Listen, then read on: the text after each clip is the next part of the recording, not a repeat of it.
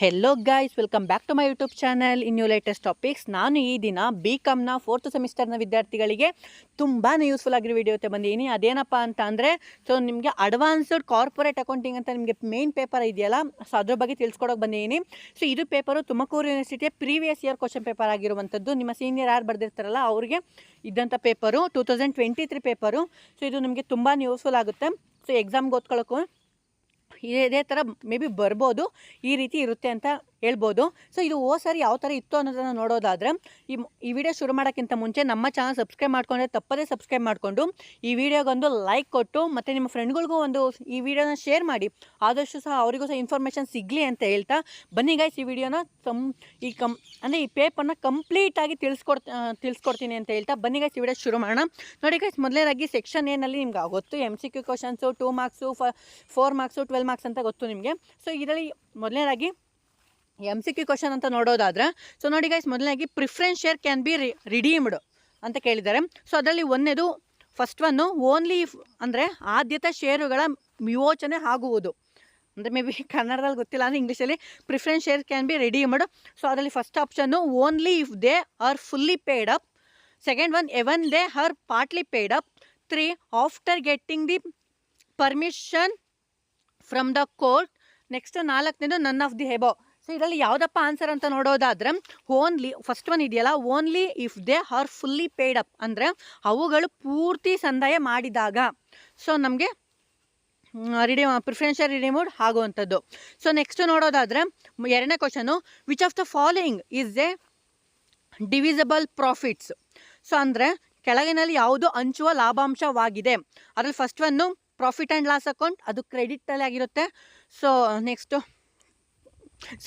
General reserve, 3ನೇದು reserve fund, 4ನೇದು all of the above. So ಇದಕ್ಕೆ ಆನ್ಸರ್ ನೋಡೋದಾದರೆ ಹಾಲ್ ಆಫ್ ದಿ ಎಬೋ ಅಂತ ಹೇಳ್ತೀವಿ. ಅಂದರೆ ಮೇಲಿನ ಎಲ್ಲವೂ ಸಹ P and L account, general reserve, reserve fund, so ಇವೆಲ್ಲವೂ ಸಹ ನಮಗೆ ಡಿವಿಸಬಲ್ ಪ್ರಾಫಿಟ್ ಅಂತ ಹೇಳ್ತೀವಿ. ಇನ್ನು ನೆಕ್ಸ್ಟ್ ನೋಡೋದಾದ್ರೆ 3ನೇ question, liquidations of companies means. ಅದರಲ್ಲಿ ಫಸ್ಟ್ ಒನ್ ಅಂದರೆ ಕಂಪನಿಗಳ ವಿಸರ್ಜನೆ ಎಂದರೆ ಮೀನಿಂಗ್ ಹೇಳಿದ್ದಾರೆ ನೋಡಿ. First one terminating the legal existence of a company. 2ನೇದು ಕಮೆನ್ಸ್ಮೆಂಟ್ ಆಫ್ ಎ ಕಂಪನಿ. 3ನೇದು ರಿಜಿಸ್ಟ್ರೇಷನ್ಸ್ ಆಫ್ ಎ ಕಂಪನಿ. 4ನೇದು incorporations of a company. So ಅದರಲ್ಲಿ ನಾವು ಫಸ್ಟ್ ಒನ್ ನೋಡೋದಾದರೆ terminating the legal existence of the company answer ಆಗಿರುವಂಥದ್ದು. ಅಂದರೆ ಕಂಪನಿಯ ಕಾನೂನು ಅಸ್ತಿತ್ವವನ್ನು ಕೊನೆಗೊಳಿಸುವುದು. ಸೊ ಇದು ಟರ್ಮಿನೇಟ್ ಅಂದರೆ ಕಂಪನಿ ಲಿಕ್ವಿಡೇಷನ್ ಆಗುತ್ತಲ್ಲ ಅದು. ಸೊ ಇನ್ನು ನೆಕ್ಸ್ಟ್ ನೋಡೋದಾದರೆ, mergers of a companies means.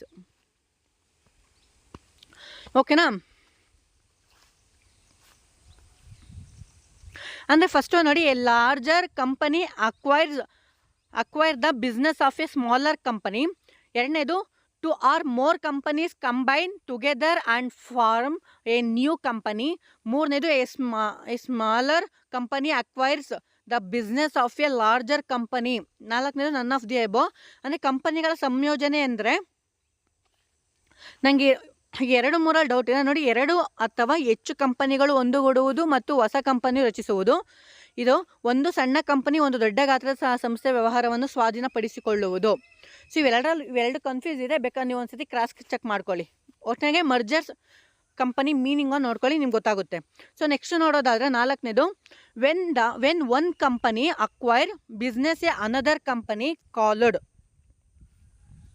ಓಕೆನಾ? ಅಕ್ವಿಸಿಷನ್ ಅಂತ ಕರಿತೀವಿ ಇದಕ್ಕೆ ಆನ್ಸರು, ನೀವು ನೋಡ್ಕೊಬೋದು. ನೆಕ್ಸ್ಟ್ ನೋಡೋದಾದರೆ last question, the accumulated losses under the scheme of international reconstruction are return of against ಅಂತ ನೋಡೋದಾದರೆ, first one capital reductions account, share capital account, 3ನೇದು ಶೇರ್ ಹೋಲ್ಡರ್ಸ್ ಅಕೌಂಟು, 4ನೇದು debenture holders account.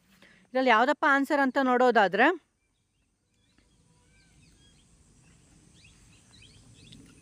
Capital reductions account. ಇದು ಸ್ವಲ್ಪ doubt ಇದೆ, ಅದನ್ನು ಬೇಕಾದ್ರೆ ನೀವು ಒಂದ್ಸತಿ ಕ್ಲಾರಿಫೈ ಮಾಡ್ಕೊಳ್ಳಿ, ಇಲ್ಲಾಂದರೆ ನಾನು ಕಮೆಂಟಲ್ಲಿ ಹಾಕಿರ್ತೀನಿ. ಓಕೆನಾ? ಅಲ್ಲಿ ಬೇಕಾದ್ರೆ ನೀವು ಆನ್ಸರ್ನ ನೋಡ್ಕೊಬೋದು. ಇನ್ನು ನೆಕ್ಸ್ಟ್ ಪಾರ್ಟ್ 2ಗೆ ಬಂದಾಗ ಯಾವ ಥರ ಅಂತ ನೋಡೋದಾದರೆ, 2 ಮಾರ್ಕ್ಸಿಗೆ ಟೋಟಲ್ 5 ಕ್ವಶನ್ ಕೇಳಿದ್ರೆ ನೀವು 3 ಕ್ವಶನ್ ಅಟೆಂಡ್ ಮಾಡಬೇಕಾಗಿರುತ್ತೆ. So first one, what do you mean by redemptions of preference share ಅಂದರೆ ಆದ್ಯತಾ ಷೇರುಗಳ ವಿಮೋಚನೆ ಎಂದರೇನು, ಅದು ಮೀನಿಂಗ್ನ ಬರೀಬೇಕಾಗುತ್ತೆ. ಸೊ ನೆಕ್ಸ್ಟ್ ಎರಡನೇದು state the method of calculating purchase consideration ಅಂದರೆ ಖರೀದಿ ಪ್ರತಿಫಲವನ್ನು ಲೆಕ್ಕ ಮಾಡುವ ವಿಧಾನಗಳನ್ನು ತಿಳಿಸಿ. ಸೊ ನೆಕ್ಸ್ಟ್ ಮೂರನೇದು what do you mean by environmental accounting, so ಪರಿಸರ ಲೆಕ್ಕಶಾಸ್ತ್ರ ಎಂದರೇನು. So next question what do you mean by international reconstruction of companies ಅಂದರೆ ಕಂಪನಿಗಳ ಆಂತರಿಕ ಪುನರ್ರಚನೆ ಎಂದರೇನು. ಸೊ ನೆಕ್ಸ್ಟ್ ಲಾಸ್ಟ್ನೇ question mention the types of liquidation of companies ಅಂದರೆ ಕಂಪನಿ ವಿವಿಧ ವಿಸರ್ಜನಾ ವಿಧಗಳನ್ನು ತಿಳಿಸಿ. ಸೊ ಈ ರೀತಿ ಇರುವಂಥದ್ದು ನೀವು ನೋಡ್ಕೊಬೋದು. ಇನ್ನು 4 ಮಾರ್ಕ್ಸಿಗೆ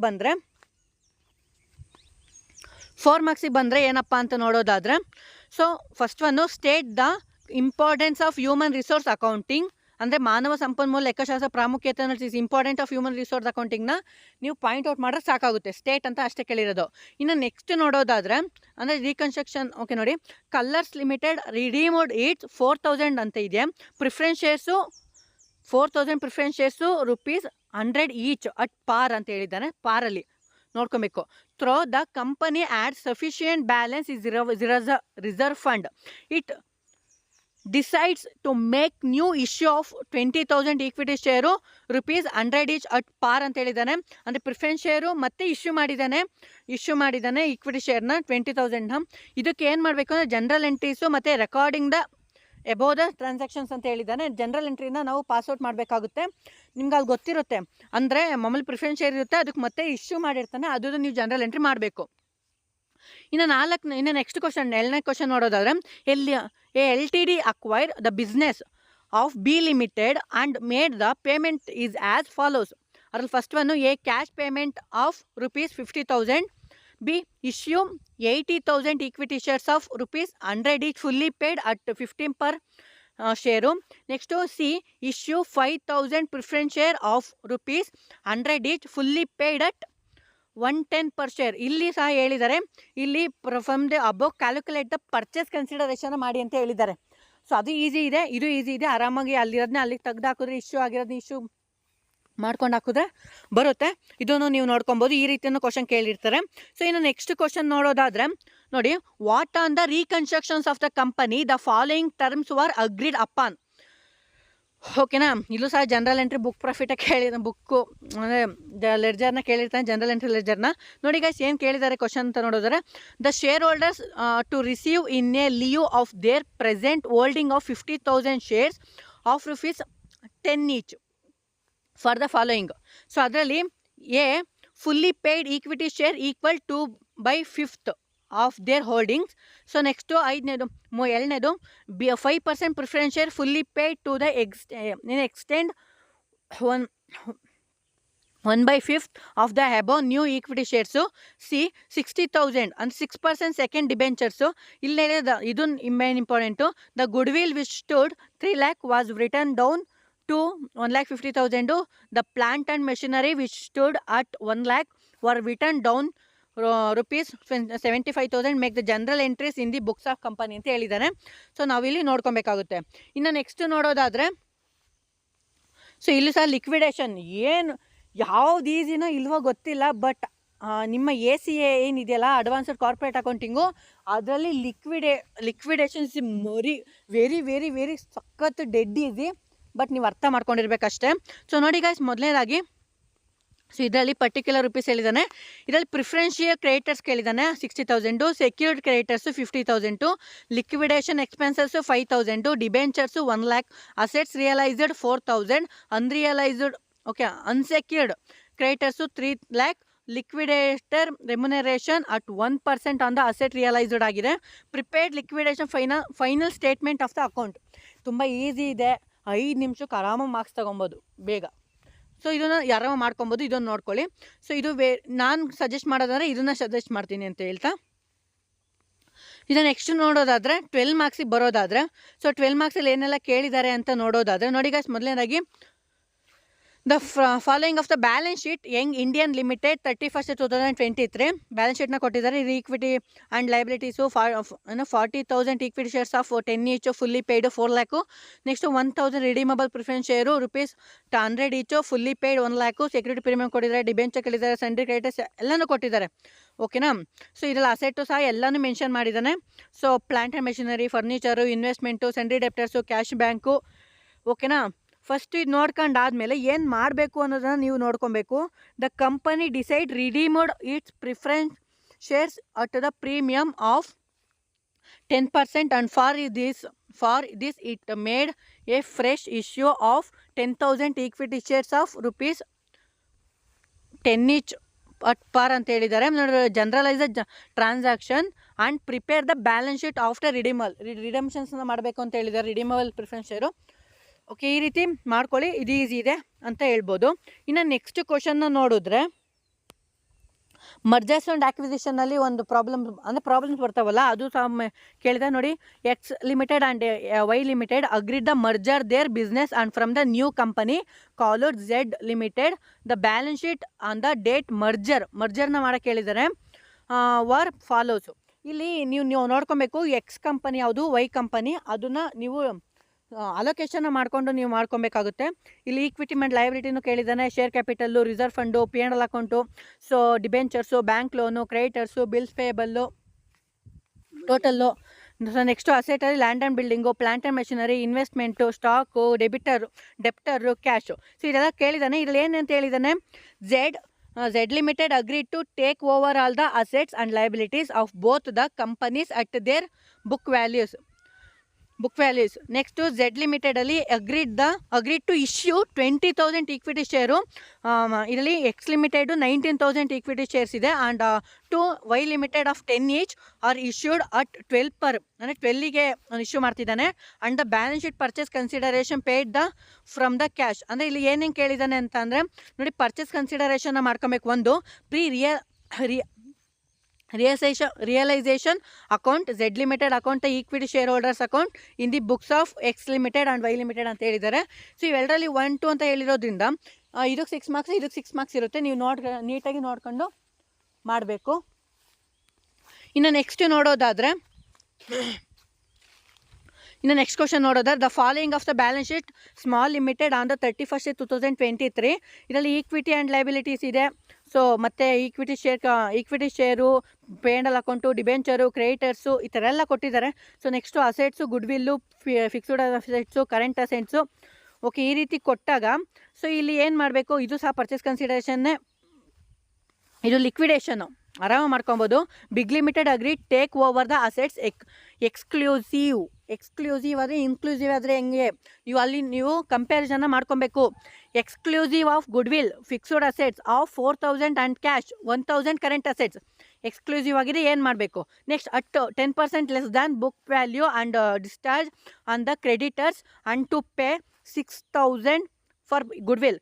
next the purchase consideration was the settled by the allotment of 2,000 shares of 10 each at the market value of 15 per share, and the balance sheet in cash the liquidation expenses 400 meet the small limited. ಇಲ್ಲಿ show the calculate the purchase consideration ಮಾಡ್ಕೊಬೇಕು. Prepare realisation account, big limited account, equity share account, cash account in books of small limited ಎಲ್ಲನೂ ಹೇಳಿದ್ದಾನೆ, ನೀವು ಮಾಡ್ಕೊಬೇಕಾಗುತ್ತೆ. ಇನ್ನು next ನೋಡೋದಾದರೆ, general reconstruction ಅಕೌಂಟ್ನ ಮಾಡ್ಕೊಬೇಕು. Balance ಶೀಟ್ನ ಕೊಟ್ಟಿದ್ದಾನೆ. The balance sheet is a sky sports limited as the 31st 2023 was as follows. Particularly equity and ಲಯಬಿಲಿಟೀಸಲ್ಲಿ so 2,000 preference share 100 each, 4,000 equity share 100 each, 5% debenture, bank overdraft, creditors total ಆಯಿತು. ಇನ್ನು ಅಸೆಟ್ಟಲ್ಲಿ goodwill, freehold premises, plant, P&L account, stock, debtors ನೋಡ್ಕೊಂಡಾದ್ಮೇಲೆ ಏನೆಲ್ಲ adjustment ಕೊಟ್ಟೋದು ಅಂತ ನೋಡ್ಕೊಬೇಕು. The following scheme is approved by the court for the company. ಅದರಲ್ಲಿ preference share to be reduced 75 per share and the equity share 37.50 per share. Next, debenture holders to take over stock and book debtors in full satisfaction of the amount due to them. Next, P&L account goodwill to eliminate agide. So next, freehold premises to be depreciation by 50,000, plant to be appreciated by the 50,000. ಏನು ಹೇಳಿದರೆ, generalise the prepare the balance sheet of the reconstruction. After reconstruction ಹೇಳಿದ್ದಾರೆ. So ನೀವು ಮಾಡ್ಕೊಳ್ಳಿ, so ನಿಮಗೆ easy ಆಗುತ್ತೆ. ಇನ್ನು ಲಾಸ್ಟ್ನೇ question ಬಂದುಬಿಟ್ಟು ನೋಡಿ ಯಾವನ್ನ ಹೇಳಿದ್ದಾನೆ ಅಂತ ನೋಡಿ, ಇದು ಲಿಕ್ವಿಡೇಷನ್, ವಾಲಂಟರಿ ಲಿಕ್ವಿಡೇಷನ್ ಆಗ್ತಾ ಇದೆ. So 1/4/2023 which date its position was the follows. ಇದು ಈಕ್ವಿಟಿ ಲೈಬಿಲಿಟೀಸ್ ಆಗಿದೆ. ಅಂದರೆ equity and liabilities share capital 500 shares ಇದೆ. ಆಫ್ 100 ಈಚು 80 ಪೇಡ್ ಅಪ್ ಆಗಿದೆ ಅಷ್ಟೇ. ಸೊ ಇನ್ನು 20 ಡ್ಯೂ ನಿಂತಿದೆ. ನೆಕ್ಸ್ಟ್ ಸೆಕ್ಯೂರ್ಡ್ ಲೋನು, ಇದರಲ್ಲಿ secured against land, building, machinery 50,000. Next unsecured creditors, preference creditors ಎಲ್ಲ ಕೇಳಿದ್ದಾನೆ. ನೆಕ್ಸ್ಟ್ ಅಸೆಟ್ಸಲ್ಲಿ land and building and machinery, other fixed assets, profit and loss account, stock, debtor, loan, cash. So ಈ ರೀತಿ ಕೇಳಿದಾಗ ಅವನೇನು adjustment ಅಂದರೆ land and building and machinery were realised by secured creditor for 60,000. So other fixed assets realised 20,000 ಆಗಿದೆ. Debtor 10,000, stock 5,000, loan were completely bad. ಓಕೆನಾ. Liquidator to be paid fixed commission 500 ಕೊಡ್ತಾ ಹೋಗ್ತಾ ಇದೆ ಅಂತ ಪ್ರತಿ ತಿಂಗಳು. ಓಕೆನಾ. So next and 1% of amount paid unsecured creditors ಕೊಡ್ತಾ ಇದ್ದಾನೆ, including preferential creditors, liquidation expenses 500. ಇದು ಎಕ್ಸ್ಪೆನ್ಸಸ್ಸಲ್ಲಿ ಇದು ಮಾಡ್ಕೋತೀವಿ. So prepare liquidation final statement ಅಕೌಂಟ್ನ ಕೇಳಿದ್ದಾನೆ. ಸೊ ಇಷ್ಟಕ್ಕೆ ಸಂಬಂಧಪಟ್ಟಂತೆ ಲಿಕ್ವಿಡೇಷನ್ಗೆ ಸಂಬಂಧಪಟ್ಟಂತೆ ಇರುವಂಥದ್ದು ಇದು ನಿಮ್ಮ ಅಡ್ವಾನ್ಸ್ಡ್ ಕಾರ್ಪೊರೇಟ್ ಅಕೌಂಟಿಂಗ್ನ ಪೇಪರ್, ಅಂದರೆ ಪ್ರೀವಿಯಸ್ ಇಯರ್ ಕ್ವಶನ್ ಪೇಪರ್ ಅಂತ ಹೇಳ್ಬೋದು. ಸೊ ನೆಕ್ಸ್ಟ್ ವೀಡಿಯೋದಲ್ಲಿ ನಿಮಗೆ BRF ಅಂತ ಏನಿದೆ, ಬಿಸ್ನೆಸ್ ರೆಗ್ಯುಲೇಟರಿ ಫ್ರೇಮ್ವರ್ಕು, ಸೊ ಅದ್ರ ಬಗ್ಗೆ ತಿಳಿಸ್ಕೊಡ್ತೀನಿ ಅಂತ ಹೇಳ್ತಾ ಥ್ಯಾಂಕ್ ಯು ಗೈಸ್. ನೆಕ್ಸ್ಟ್ ವೀಡಿಯೋಲಿ ಸಿಗುವ.